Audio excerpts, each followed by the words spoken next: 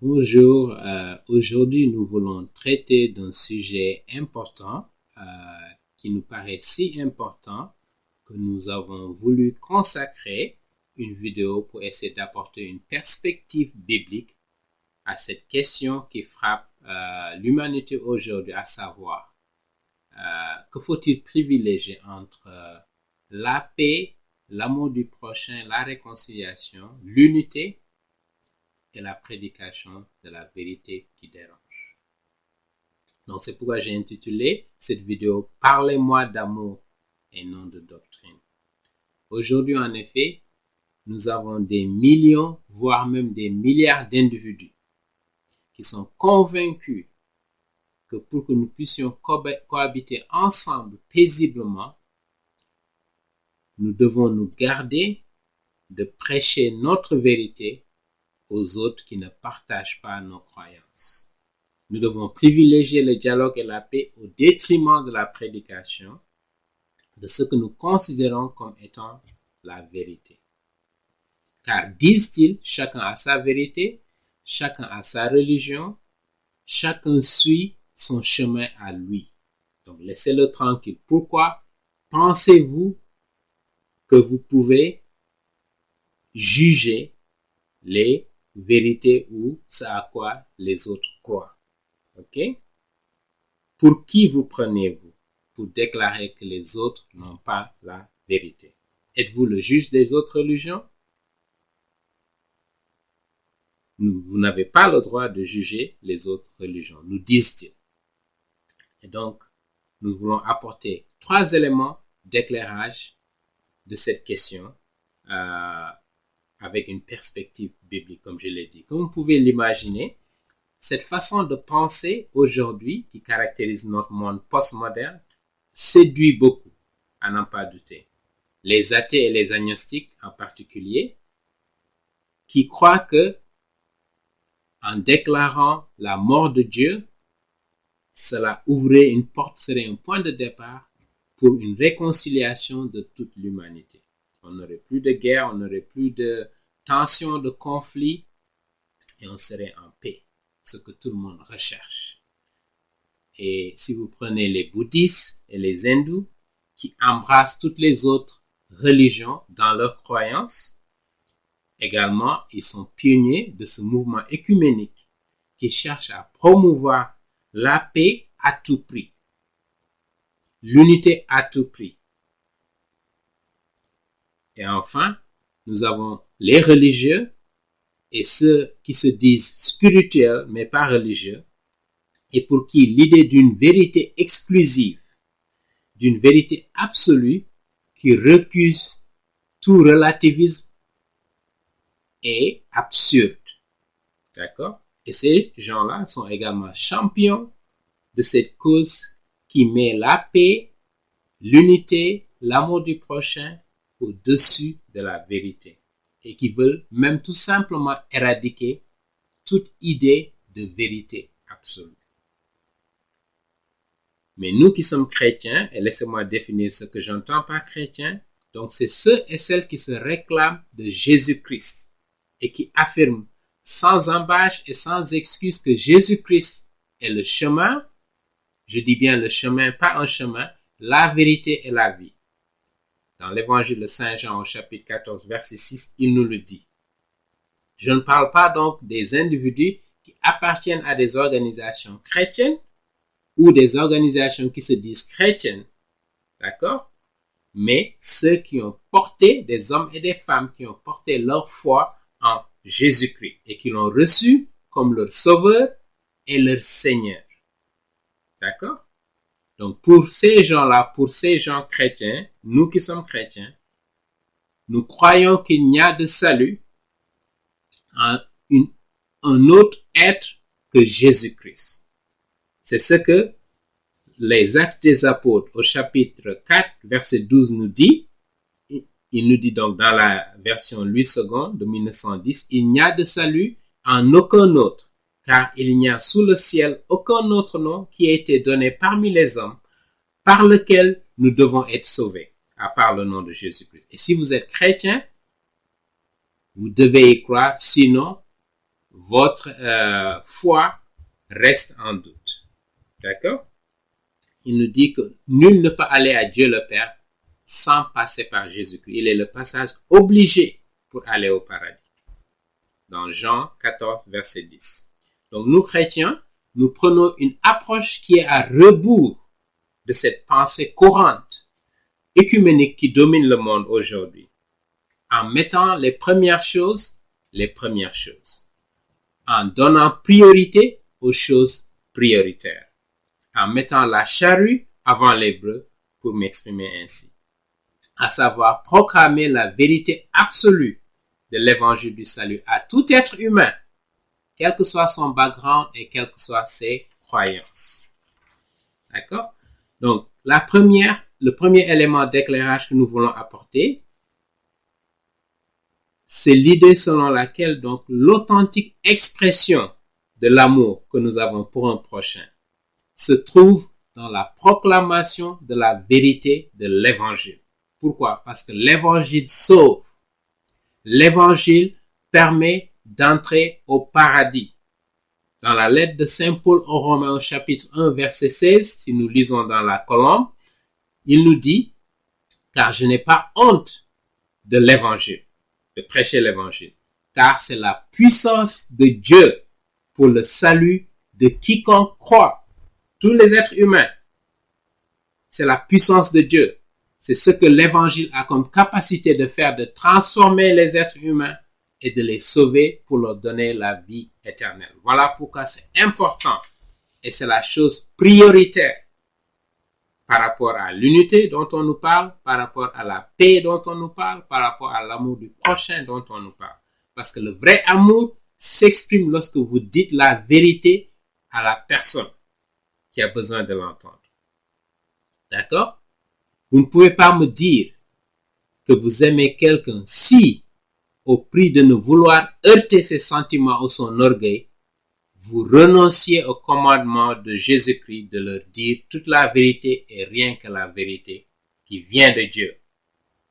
Vous ne pouvez pas dire que vous aimez quelqu'un si vous lui demandez de rester bouddhiste. Laissez-moi vous le dire.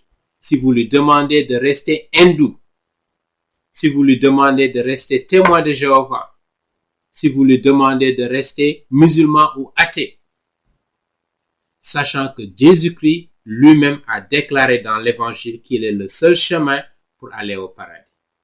Il n'y a pas d'autre chemin. D'accord? Est-ce que vous préférez plaire aux bouddhistes, aux hindous, aux athées, aux musulmans en leur disant ce qu'ils veulent entendre?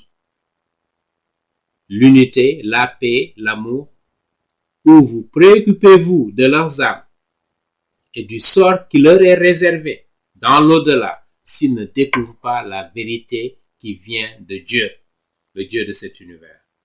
Voilà le premier point. Le second point d'éclairage par rapport à cette question, ça concerne le fait que Dieu, le Dieu de cet univers, qui est le Dieu d'Israël, je le rappelle, il n'est pas le Dieu de la Chine, il n'est pas le Dieu de la Pologne, il n'est pas le Dieu du Mali, il est le Dieu d'Israël.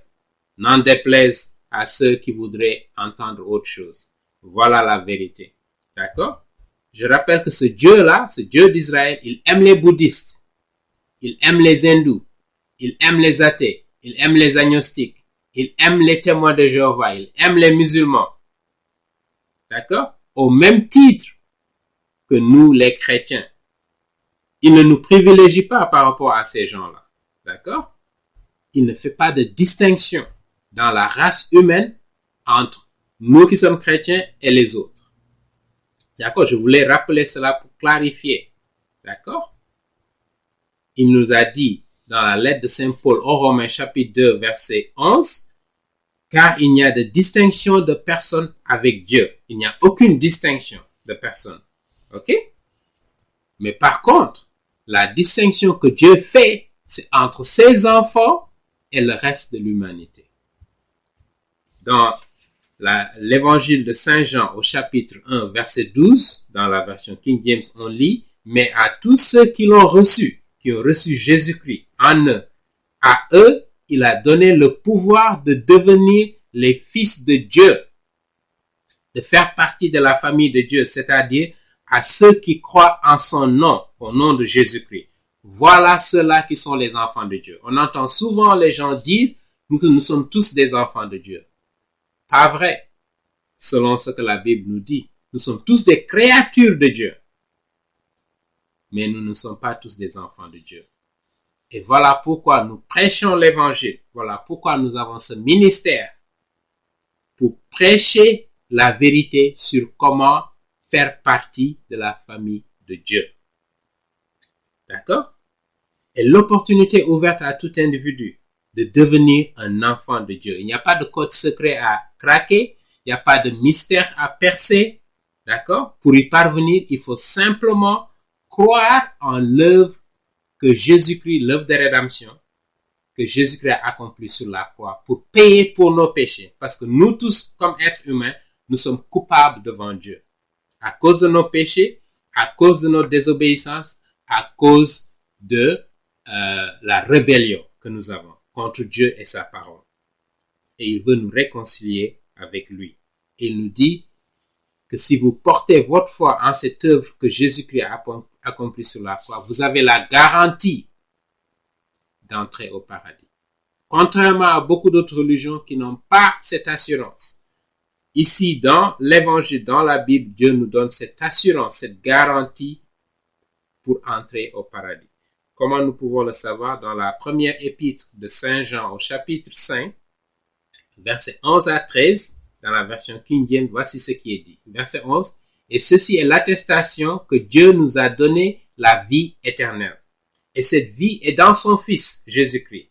Celui qui a le Fils a la vie éternelle. Et celui qui n'a pas le Fils de Dieu n'a pas la vie éternelle. » Verset 13, qui nous donne l'assurance. « Ces choses-là, les ai-je écrites à vous qui croyez au nom du Fils de Dieu, afin que vous puissiez savoir, pas que vous puissiez imaginer ou penser, que vous puissiez savoir, donc garantie que vous avez la vie éternelle. » D'accord? Afin que vous puissiez croire au nom du Fils de Dieu.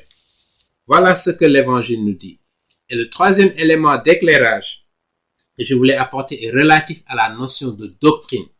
Qu'est-ce que nous entendons par doctrine? C'est important de le définir. Doctrine, c'est quoi? C'est le contenant de la vérité. Ou pour nous exprimer en langage africain, la doctrine, c'est quoi? C'est la marmite qui contient la sauce de la vérité. D'accord? Si vous faites une sauce graine pour parler ivoirien, donc la sauce correspond à la vérité et la marmite contient cette sauce. Si vous enlevez la marmite, d'accord, qui correspond à la doctrine, vous faites verser la sauce par terre et elle n'est plus utile. Donc, vous perdez la vérité, la vérité se dissipe. D'accord? Et voilà pourquoi c'est important d'insister là-dessus. Et il y a beaucoup aujourd'hui, comme je le disais, des millions, voire des milliards d'individus qui croient à cette pensée courante postmoderne, d'accord, œcuménique, qui nous dit qu'il faut se focaliser sur ce qui nous unit au lieu de s'arc-bouter sur ce qui nous divise. Mais ce qu'ils oublient, c'est que les doctrines divisent par essence, puisque tout le monde n'est pas du côté de la vérité qui vient de Dieu. Beaucoup se sont rebellés contre Dieu. Nous tous d'ailleurs, avant que nous venions à la foi, nous étions des rebelles. Nous vivions loin de Dieu. Mais lorsque la parole de Dieu nous a été ouverte et nous avons reçu Jésus-Christ, nous avons changé notre façon de penser. D'accord? Et voilà pourquoi les doctrines divisent. Et Jésus-Christ nous dit que je suis venu apporter non pas la paix, mais la division à l'intérieur des familles. Pourquoi? Parce que je prêche la vérité qui dérange. Je prêche la vérité qui bouscule des traditions, qui bouscule des idées reçues. D'accord? Et tout le monde n'est pas du côté de la vérité. D'accord? Jésus-Christ a dit dans l'évangile de Matthieu chapitre 10 verset 33, « Si vous me reniez auprès des hommes, moi également je vous renierai auprès du Père qui est aux cieux. » Donc nous avons intérêt à rester fidèles à Jésus-Christ et à son enseignement, à sa parole. Dans la lettre de Saint Paul aux Romains au chapitre 16, verset 17, dans la version King James, il nous dit « Mais je vous implore, frères, notez ceux qui causent des divisions et offenses contraires à la doctrine que vous aviez apprise et évitez-les. » Saint Paul ici nous rappelle que la division, la doctrine est tellement importante, la division, d'accord, n'est pas une mauvaise chose. Et la doctrine est tellement importante que ça mérite même de créer des divisions entre les êtres humains. Je ne parle pas de guerre. Je ne parle pas, on est toujours dans la paix, mais ça divise les gens, ça sépare les gens, ça discrimine les gens parce que tout le monde n'est pas du côté de la vérité. D'accord? Et Saint Paul nous dit, séparez-vous même de ces gens-là qui vous éloignent de la vérité. Voulez-vous aller avec des gens qui vous disent pas la vérité ou voulez-vous côtoyer des gens qui vous disent la vérité? Et je parle de vérité absolue. Sur Dieu, sur l'au-delà, sur notre destin en tant qu'humain. D'accord? Et donc,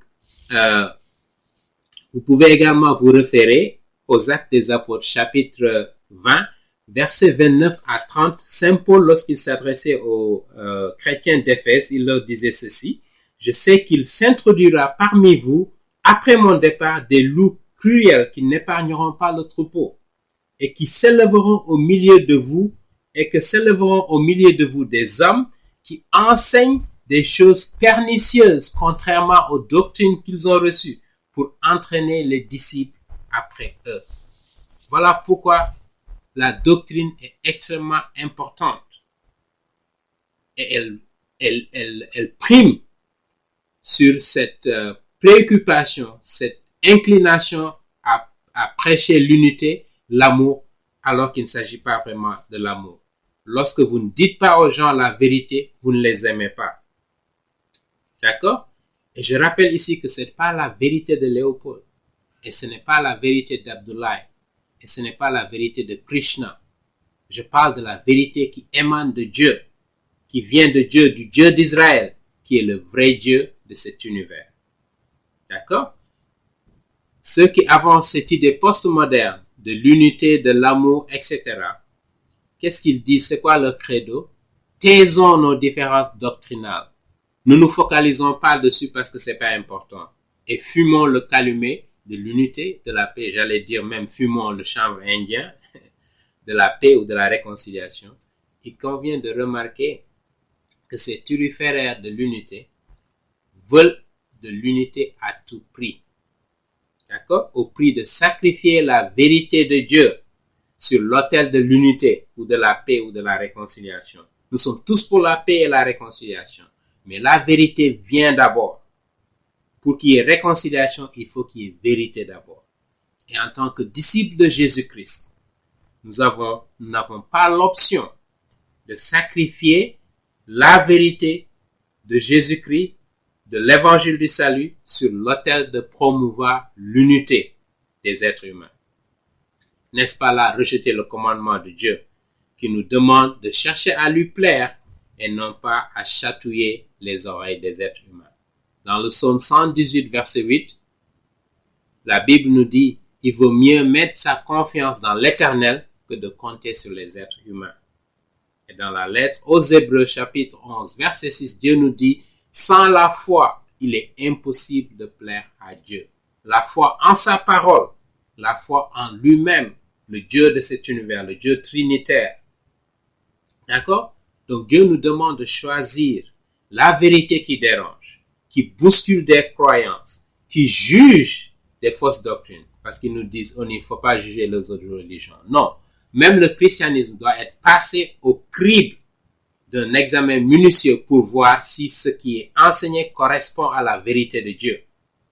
Le christianisme n'est pas exclu, je le rappelle, mais toutes les autres religions, la même chose, doivent être passées au peigne fin. D'accord? Donc, il faut les juger de ce point de vue. Parce que ça, c'est plus important. D'accord? Que d'insister sur l'amour du prochain, la réconciliation, qui conduit des êtres humains dans l'erreur et à la séparation éternelle avec le Dieu de cet univers, le Dieu qui les a créés. D'accord? Ceux qui prêchent ce message, si vous voulez, ils ont choisi de s'opposer sciemment ou involontairement à Dieu. D'accord? Car ils sont plus préoccupés par plaire aux êtres humains, ne pas offenser leurs sentiments, d'accord? Préserver leurs relations ici-bas, plutôt que de se préoccuper de leurs âmes, du sort qui leur sera réservé dans l'au-delà. D'accord? Parce que ces êtres humains qui ne connaissent pas le vrai Dieu, le Dieu de cet univers, qui ne sont pas chrétiens, d'accord? Ils ont besoin d'être réconciliés avec le Dieu de cet univers. Pourquoi? Parce qu'ils ont brisé ses commandements. Ils ont péché. Et la Bible nous dit, le salaire du péché, c'est la mort, c'est la séparation avec Dieu. Et pour se réconcilier avec Dieu, vous avez besoin de l'évangile, la puissance de l'évangile du salut. La lettre aux Romains chapitre 1 verset 16. Et voilà, ces quelques éléments que je voulais partager avec vous. Et je vous invite à méditer dessus et à méditer sur les passages que j'ai partagés.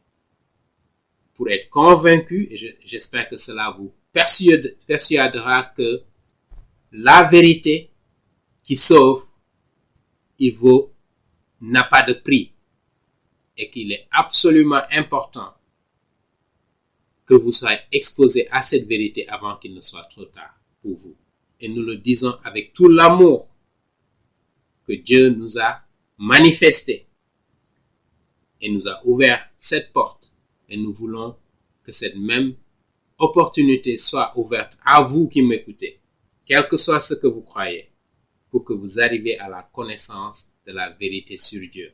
Parce que cela va vous ouvrir les portes de la vie éternelle et c'est important. Merci de votre attention. Que Dieu vous bénisse.